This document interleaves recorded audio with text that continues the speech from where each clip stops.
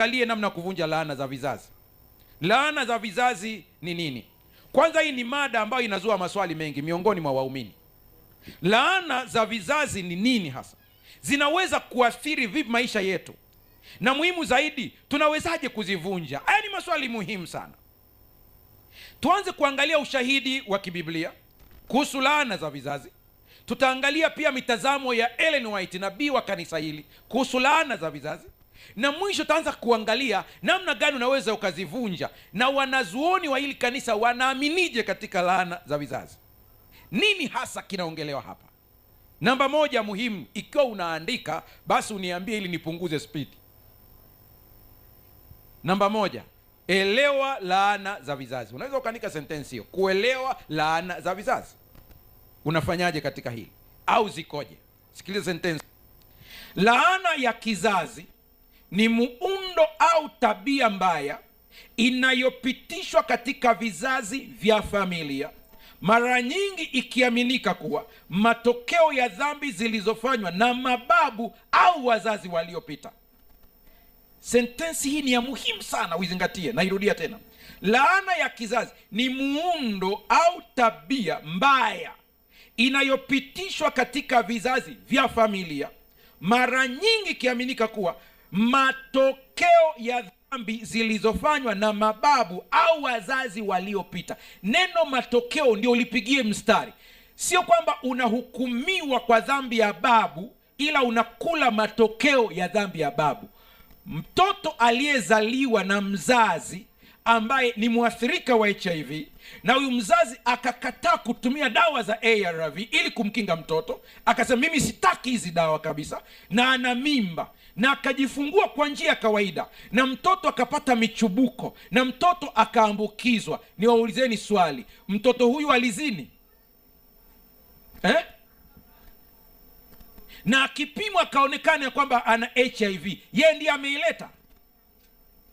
Yeye anapambana na matokeo ya aidha kosa la baba yake au kosa la mama yake, na huenda hata huyu mama yake, baba yake hakufanya kosa, huenda ni daktari akachomwa na sindano ya mwathirika, naye akasahau kunywa dawa ili kuzuia maambukizi, ikaingia kwenye maisha yake. Huyu mtoto anatembea na hivi vitu vinamsumbua. Kwa hiyo elewa vizuri hili katika maisha yako, ili usije ukaanza kuchanganyikiwa. Hizi zinaweza kujidhihirisha kama matatizo yanayojirudia, kama vile uraibu, umaskini, matatizo ya kiafya au kifungo cha kiroho.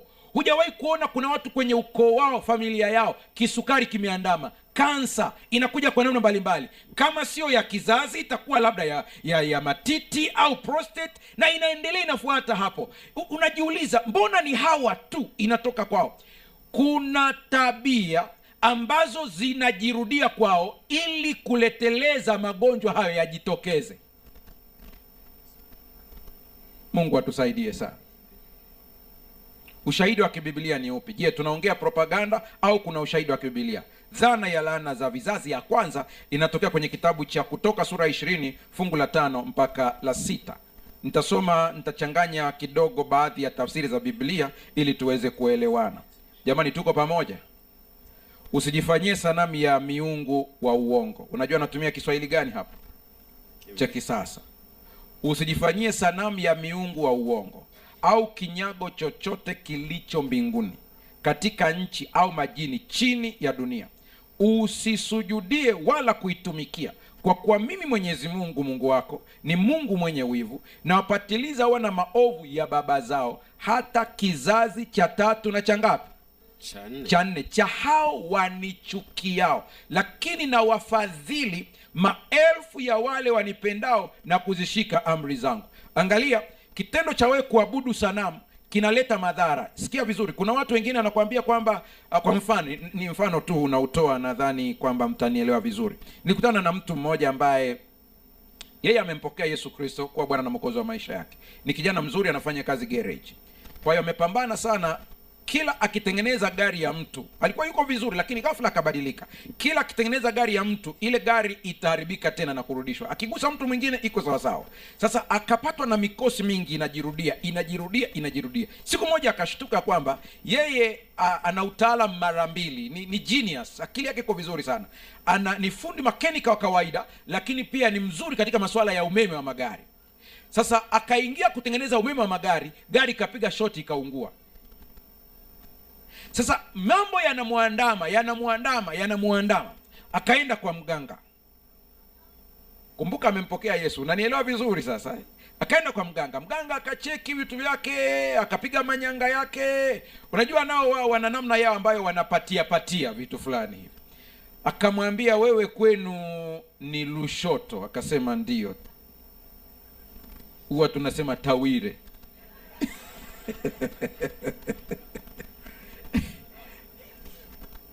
Alafu akamwambia, katika ukoo wenu kulikuwa na bibi yenu ambaye alikuwa ni mganga? Akasema Tawire.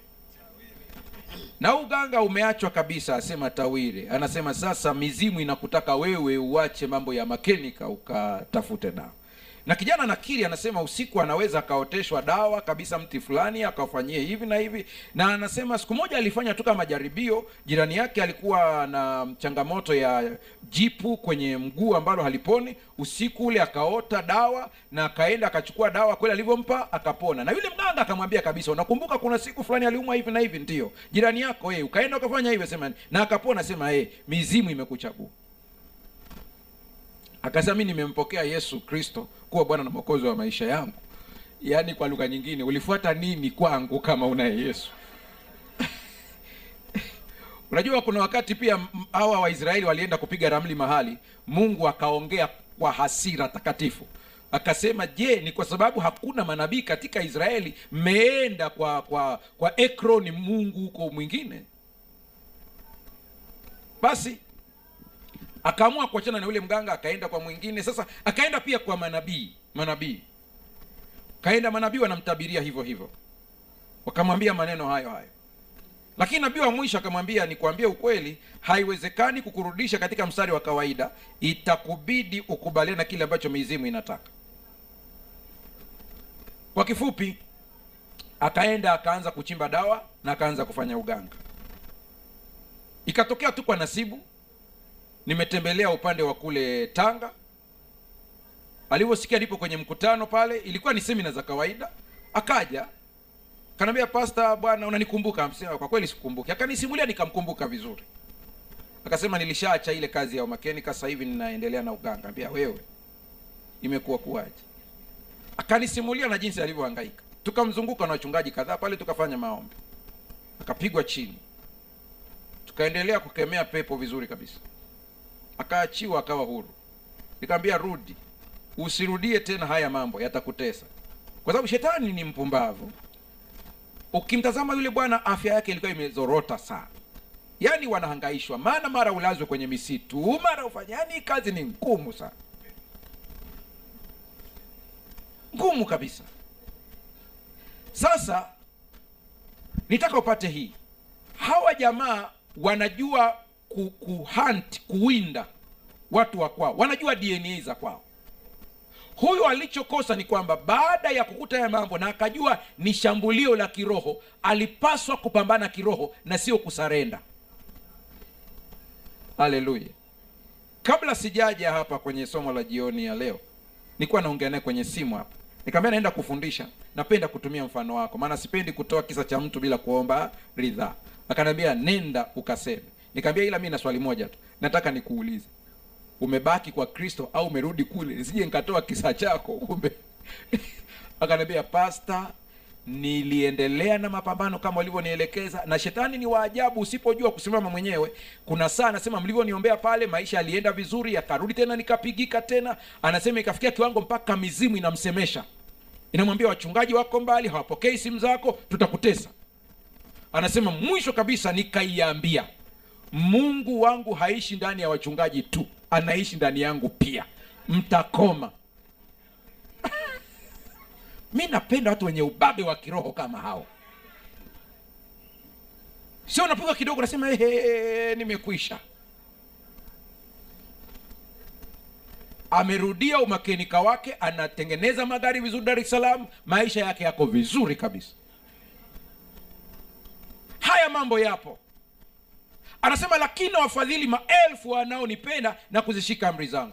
Ibada ya sanamu na namna yoyote ya kuabudu miungu mingine utakayoifanya inaweza kuathiri mpaka watoto wako. Sikia anachokisema Ellen White kwenye kitabu kinaitwa Patriarchs and Prophets, ukurasa wa 306. Ninanukuu, tishio hili la hiyo amri hiyo, tishio hili linaonekana limevuruga akili za baadhi ya watu ambao wanaona ndani yake udhihirisho wa roho ya kisasi.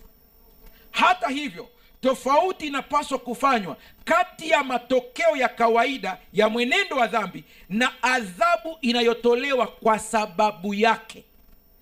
Ni vitu viwili tofauti. Naendelea kidogo.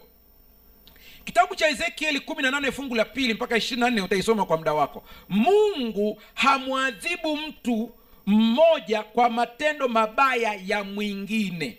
Kwa kinachokupata sio adhabu bali ni matokeo. Tunaanza kuelewana sasa eh? Kwa hiyo kusema kwamba unaadhibiwa kwa sababu ya babu yako, unaadhibiwa kwa sababu ya baba yako, hapana. Ile sio adhabu, ni matokeo ya kitendo kilichofanyika. Kila mtu anasimama mbele za Mungu akiwa na jukumu la matendo yake mwenyewe tu. Wakati huo huo Mungu haingilii. Sikia, ina nukuu Bible commentary, SDA Bible commentary. Ndio nainukuu hapa. Ninaanza. Kila mtu anasimama mbele za Mungu akiwa na jukumu la matendo yake mwenyewe tu. Wakati huo huo Mungu haingilii sheria za urithi kwa njia ambazo ingezuia kizazi kimoja kutokana na matendo mabaya ya baba zao. Yaani usije ukachanganya mada. Mungu haingilii. Kwa nini haingilii? Mpaka umwambie ingilia kati. Haleluya. Kwa hiyo nasema mimi nimebatizwa, nilitarajia tu vinaisha automatic. Nakwambia hapana, Mungu haingilii. Umempa taarifa? Je, umetambua nini kinawinda ukoo wenu ili umkabidhi Mungu? Anasema kwani hilo lingekuwa kinyume na tabia yake na kanuni zake za kushughulika na wanadamu. Ni kupitia tu sheria hizi za urithi ambazo bila shaka zilianzishwa na Muumba mwanzoni. Angalia Mwanzo 1:21, 24 na 25. Ndipo haki ya kiungu inapotembelea uovu wa kizazi kimoja kwa kingine. Hakuna mtu anayeweza kuepuka kabisa matokeo ya upotovu, magonjwa, ufisadi, uovu, ujinga na tabia mbaya zilizorithiwa kutoka kwa vizazi vilivyopita. Wazao wa abudu sanamu waliopotoka na uzao wa watu wabaya na waovu kwa kawaida huanza maisha chini ya kizuizi cha dhambi za kimwili na kimaadili na kuvuna matunda ya mbegu zilizopandwa na wazazi wao. Naendelea kunukuu. Tabia mbaya za watoto huonyesha ukweli wa amri ya pili. Mazingira pia yana athari kubwa kwa kila kizazi kinachofuata, lakini kwa kuwa Mungu ni mwenye neema na haki, tunaweza kumtumainia kushughulika kwa haki na kila mtu kwa kufanya makadirio yanayostahili kutokana na vikwazo vya kuzaliwa, mwelekeo wa urithi na ushawishi wa mazingira ya awali juu ya tabia. Hiyo ni SDA Bible Commentary, volume ya kwanza, ukurasa wa 603. Ninadadavua. Ili matokeo ya kurithi na hizi laana yatokee, lazima patafutwe mlango wa kupitia. Tuko sawa sawa? Naenda zaidi ya hapo. Ili Mungu aweze kukubariki, lazima aone mlango wa kupitia au madhabahu ya kusimamia au sehemu ya kupitia ili uweze kupata baraka. Mfano ufuatao utakusaidia kuelewa. Tufanye ulinganifu. Mungu anapohitaji kuingilia jambo, mlango wa kuingia kwangu, na shetani anapotafuta mlango wa kuingia kwangu, tuone mfanano wake ili tuchukue hatua. Tunaanza na upande wa Mungu. Mungu alihitaji kumbariki mwanamke wa Sarepta, lakini hapakuwa na mlango wa baraka, ulikuwa umefungwa.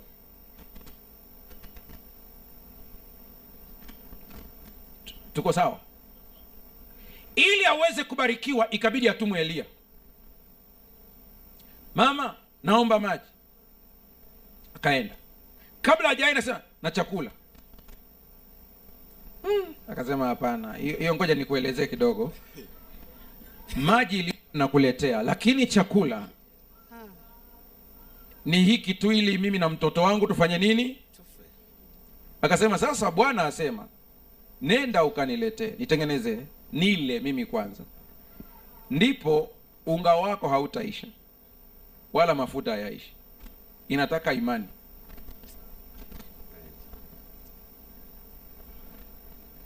Wewe tuongee tu hapa hizi story hapa, tuziongelee tu hapa hapa. Umechukua mkopo wako benki, ukanunue gari, mara Pastor Mbaga showroom, na yuko hapa anaangalia Defender yake. Alafu unambia pastor, na mimi nataka kununua Defender kama wewe. Unambia Bwana asema ninunulie mimi kwanza.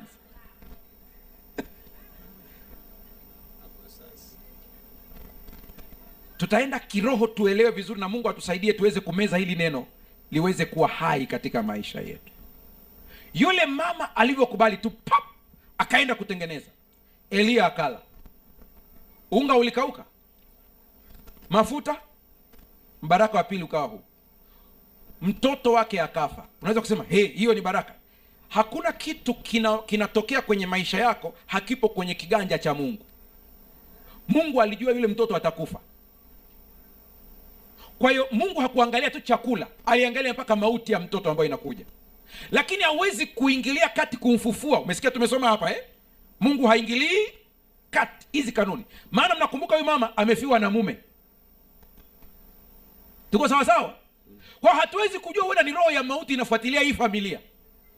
Kwa Mungu akaona mtoto wake wa kiume pia naye anafanya nini? Anapotea, atakufa hapa. Ngoja nitafute mlango wa kupitia. Utapitia mlango gani? Atampa Elia chakula. Elia atahamia hapo. Maana Elia, mama watu ni mjani, alafu umehamia tena kwenye hiyo nyumba. Unaanza kuelewa vitu vya kiroho vilivyo tofauti sasa. Kwa amekaa hapo, mtoto yule akafanya nini jamani? Akafa. Mama akaja, na huyu mama ninavyomuona anajua mambo ya kiroho, anajua ulimwengu wa kiroho. Nao ni upi? Akaja akamwambia mtumishi wa Mungu, mwanangu amekufa. Akamwambia hivi, je, ulikuja hapa kwangu ili dhambi yangu ifanye nini? Ionekane. Yule mama anajua kinachotafuna familia yake.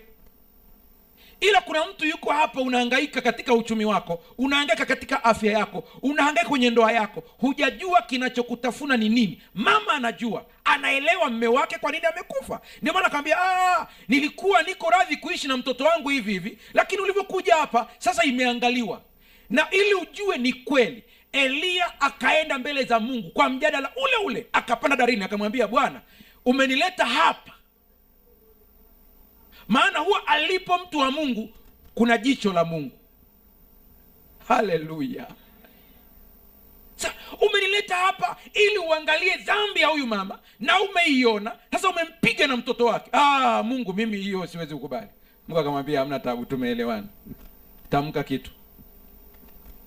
Kwa nini Mungu asimfufue mtoto automatic? Katika sheria za kifalme, Mungu ni mfalme, king. Wewe wa kiume ni prince, wewe wa kike ni princess. Haleluya. Katika monarch, hiyo staili zao za kimonarch za kifalme, king hawezi kuingilia territory aliyompa prince na princess mpaka prince na princess apige simu ya kuomba msaada. Kwa hiyo kana kwamba anambia, nimeona amekufa tayari, lakini hujaniruhusu bado niingilie. Nasema ingilia, mfufue. Akamfufua, akampeleka pale. Haleluya. Haleluya. Mnamkumbuka Mshunemu? Wakati wa Elisha yule mama alikaba, katika mama wa kabaji ni yule. Elisha anambia, karibu kale nyumbani kwangu. Sasa mimi hapana, nimeshiba. Baba njoo. Hapana, tuko busy, tunawahi na Gehazi, tunaenda kufanya huduma mahali fulani. Siku moja akambana, akamwambia, leo no, utakula nyumbani kwangu. Kamata kabisa. Nakwepa. Naongea kwa jinsi ya kibinadamu. Wenda Gehazi akamwambia, tukale, tuachane nao. Wakafika pale wakala. Elisha natamani na mimi nisimulie, maana maandiko naye, huyu mwandishi wa Biblia naye badala ya kuweka tasfida apunguze ukali wa maneno akaandika kama yalivyo. Anasema hata ikawa kila alipopita eneo lile huingia katika nyumba ile na kula chakula. Yaani pishi aliyopikiwa mara. Jamaa akasema kila nikanyaga Iringa nitakuwa naenda hapo. Sasa ikawa tatizo linatokea hili, kila kanyaga pale huwa Elisha haondoki, inabidi wamwandalie na sehemu ya kulala. Mama ana hela zipo za kutosha, akamwambia mme wake, huyu mtu wa Mungu ameshazoea hapa kwetu, haiwezekani kumlaza kwenye vitanda vya watoto. Tumtengenezee chumba chake, tumwekee na kitanda, tumwekee na taa, maana huwa usiku wanasoma, ili alale hapo. Siku moja Elisha anakuja pale, anakumbuka kile chakula, kila ikatiza anakumbuka ile mama mapishi yake. Gehazi, twende. Kufika hapo akapewa chakula, akipiga tu chakula anasema tutalala, tutaondoka lini? Kesho. Mwisho akaambiwa, leo sikupeleki kitanda cha watoto, tumekujengea nini? Nyumba, tumekuwekea na kitanda na taa. Sijui mama alikuwa anajua kuremba kiasi gani hicho chumba. Biblia ndivyo inavyoniambia kwa lugha ifuatayo. Elisha aliyofika akakiona kitanda super, taa ya maana, akamwambia Gehazi, njoo.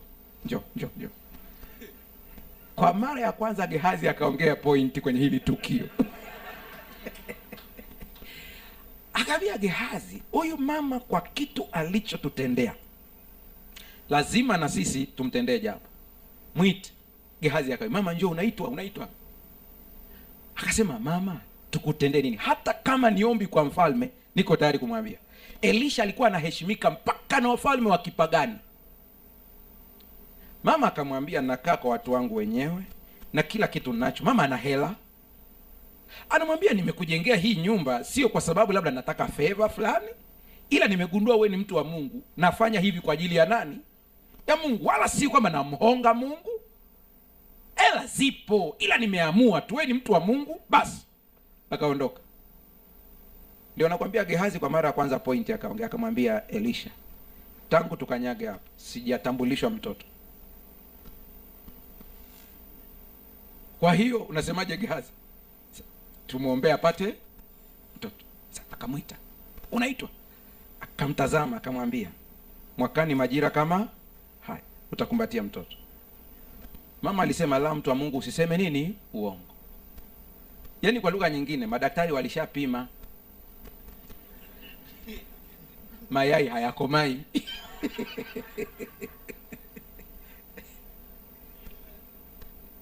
Unaona hili lango linatafutwa Kwa hiyo Mungu alihitaji kupeleka mtoto kwa yule mama, lakini ground, madhabahu, mlango ulikuwa haupo.